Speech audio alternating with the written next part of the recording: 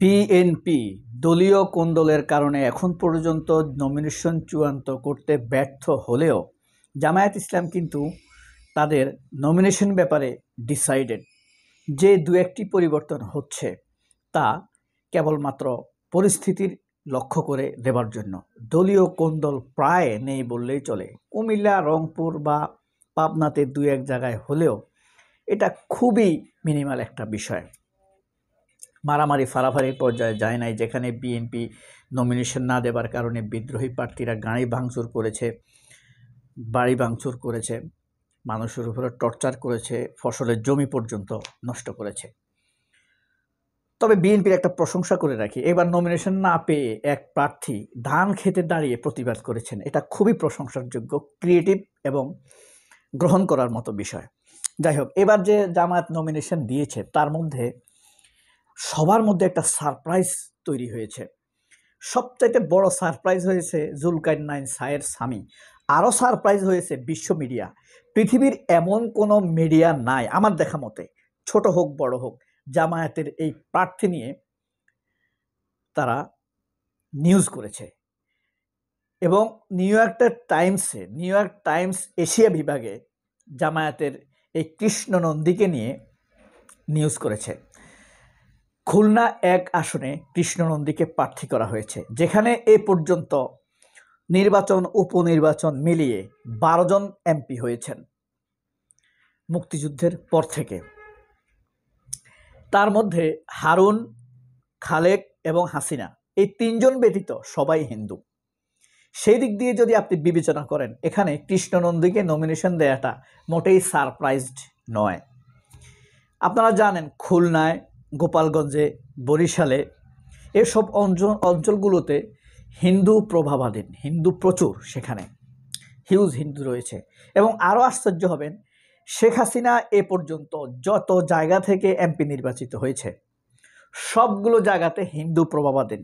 Normal স্বাভাবিক কোনো আসনে শেখ হাসিনা প্রার্থী হয় না। একটা জায়গায় প্রার্থী হয়েছিল ঢাকা 8 সম্ভবত তৎকালীন, সেখানে মেজর অবসরপ্রাপ্ত আব্দুল মান্নানের কাছে হেরে গিয়েছিলেন শেখ হাসিনা। আবার আরেকটা আসন আছে, এখন তো বাঘ হওয়ার কারণে ওই আসনগুলোর নাম্বার এখন আর আগের মতো নেই। আরেকটি আসনে সাদেক হোসেন খোকা কাছে হেরে গিয়েছিলেন বিপুল ভোটে। একটি আসন মানে জিতে সেইবার তিনি মোটামুটিভাবে সংসদে যেতে পেরেছেন, সেটি হলো গোপালগঞ্জে, ওই যে হিন্দুর সংখ্যা বেশি। তো জামায়াতের এবার প্রার্থী তালিকা নিয়ে বিবিসি বাংলা নিউজটি আপনাদেরকে শোনাবো, সারা পৃথিবী কিভাবে আশ্চর্যজনিত হয়েছে। এমনকি ভারত, আমাদের প্রতিবেশী দেশ, তথাকথিত হিন্দু দেশ ভারত, তথাকথিত বন্ধু দেশ ভারতও খুব সারপ্রাইজ হয়েছে। মনে রাখতে হবে, বিবিসি বাংলার নিউজ পড়তেছি মানে ভারতের সংবাদ পড়তেছি। বিবিসি বাংলাদেশ নিয়ে যারা নিউজ করে তারা ভারত ওরিয়েন্টেড। বিবিসি বাংলায় কখনো দেখেছেন এই যে সীমান্তে 2 জন মানুষ মেরে ফেলেছে পরশুদিনের আগের দিন? কোনো নিউজ পাইছেন? না। প্রথম আলোতে কোনো নিউজ পাইছেন এই যে সীমান্তে 2 জন মানুষ মেরে ফেলেছে? না।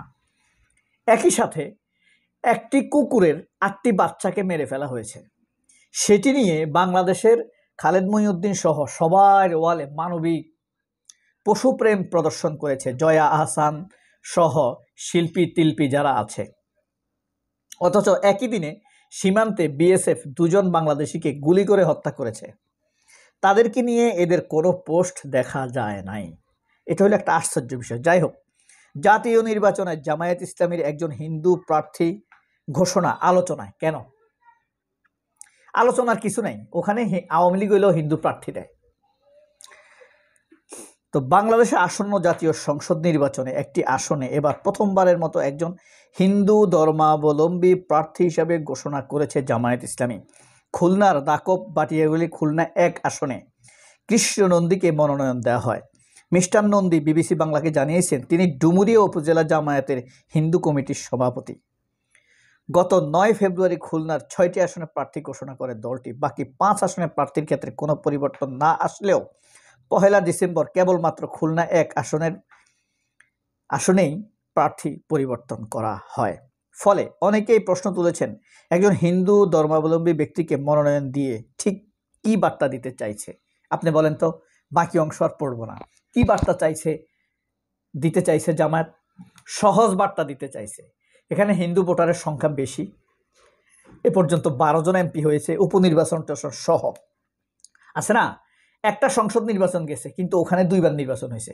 একবার নর্মাল, হাসিনা জিতছে, এখন হাসিনা তো ছেড়ে দিতে হবে একটা রেখে বাকিগুলো, ওই আসনটা ছেড়ে দিয়েছে, পরে আরেকজন নির্বাচন করছে, একটা বেড়ে গেল, এভাবে 3বার হয়েছে।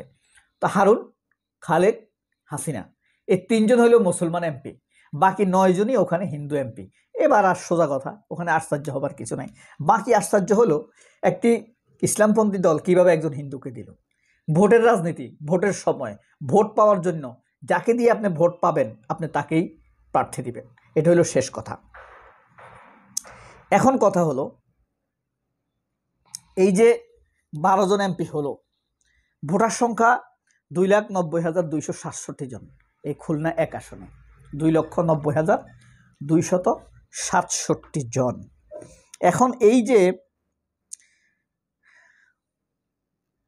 এখন এটা নিয়ে জুলকারনাইন সায়ের, সাংবাদিক জুলকারনাইন সায়ের স্বামী একটা বিশাল পোস্ট দিছে, এই কৃষ্ণনন্দী রয়ের লোক।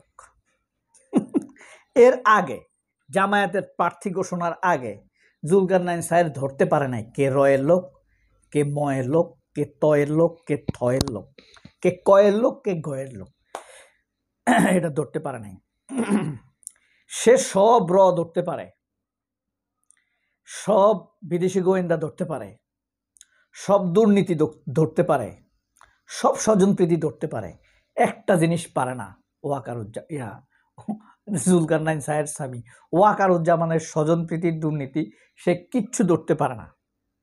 এই ব্যাপারে সে কমপ্লিটলি অদক্ষ, অযোগ্য আসনে বসে আছে।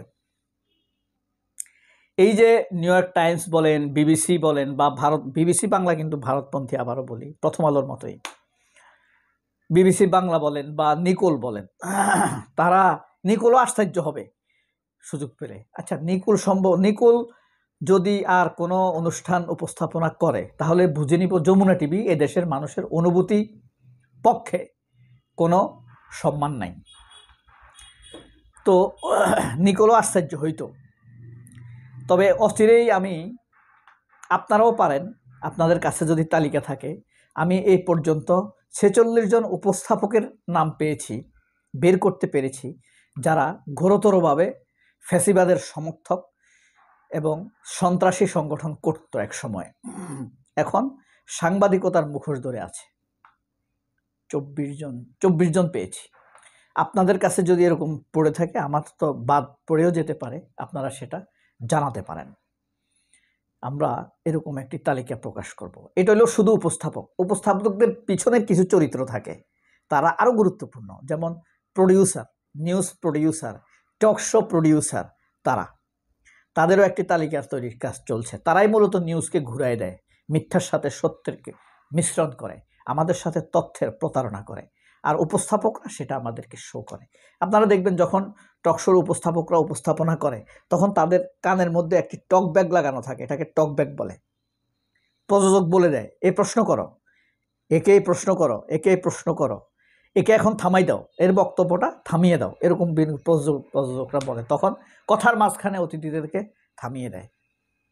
অনেক ভালো থাকবেন। আল্লাহ হাফেজ। আসসালামু আলাইকুম।